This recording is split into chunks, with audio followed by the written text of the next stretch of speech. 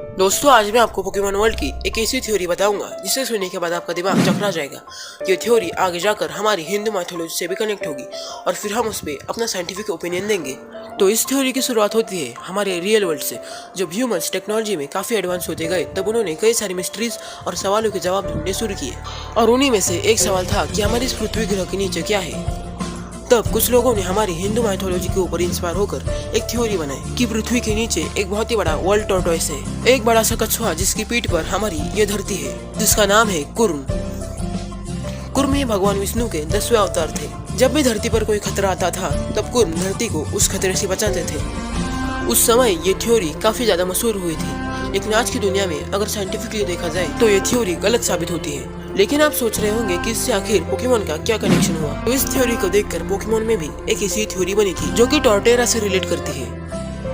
पुराने समय के सिनो रीजन के लोग ऐसा मानते थे कि जमीन के नीचे एक बहुत ही बड़ा टॉर्टेरा है जो कि अब तक का सबसे बड़ा पोकेमॉन है, और उनकी ये बात सच साबित हुई। पोकेमॉन की मूवी डिटेक्टिव पिकाचू में जब रॉब और पिकाचू के ऊपर 3 ग्रीन निंजास अटैक कर रहे थे तब वो गलती से टॉर्टेरा पार्क में चले गए, जहाँ पर इंसानों को जाना सख्त मना था। वहाँ का एक टॉर्टेरा ही करीब 10 माउंट एवरेस्ट के बराबर था। डिटेक्टिव पिकाचू ये पोकेमॉन की एक ऑफिशियल मूवी है, जिससे ये बात साबित होती है कि जायंट टॉर्टेरास पोकेमॉन वर्ल्ड में एग्जिस्ट करते हैं, like giant dragon, giant Tentacruel etcetera. लेकिन ऐसे जायंट पोकेमॉन्स आखिर कैसे बने? तो इसके 2 रीजंस हो सकते हैं। तो ये बात तो हम सब जानते हैं कि डायनामिक्स एनर्जी सिर्फ और सिर्फ गैलार रीजन में है, और इसी वजह से गैलार के बाहर कोई भी पोकेमॉन डायनामिक्स नहीं हो सकता। लेकिन मेरी थ्योरी के हिसाब से इसका कुछ कनेक्शन गैलार रीजन से भी है, क्योंकि आज से करीब 2000 सालों पहले गैलार रीजन में एक मीटियोराइट गिरा था। गैलार तक पहुँचते पहुँचते उस मीटियोराइट ने अपने आप को कई सारे हिस्सों में बांट लिया और वो गैलार में हर जगह पर गिरे। डायनामिक्स एनर्जी ये बस अलग अलग तरह के ऑर्गेनिज्म से जो कि स्पेस से आए हैं, और जब वो मीटियोराइट के टुकड़े गैलार रीजन में गिरे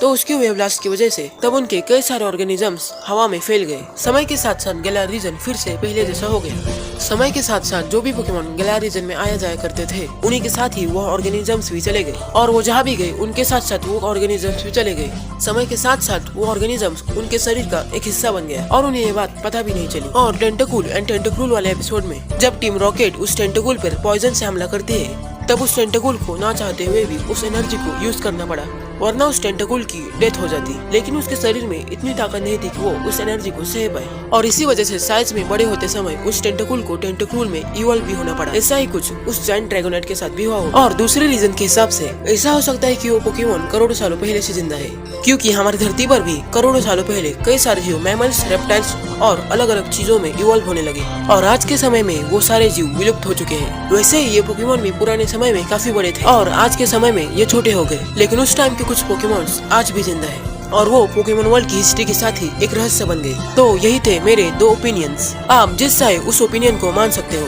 और अपना ओपिनियन कमेंट में जरूर से बताइए। और काफी टाइम से वीडियो जरा लेट आ रही है, तो मैं अगली बार ट्राई करूंगा कि वीडियो जरा जल्दी लाऊं, और हमारे चैनल को भी सब्सक्राइब कर लीजिए ताकि ऐसे अमेजिंग वीडियोस आप हर टाइम देख सकें।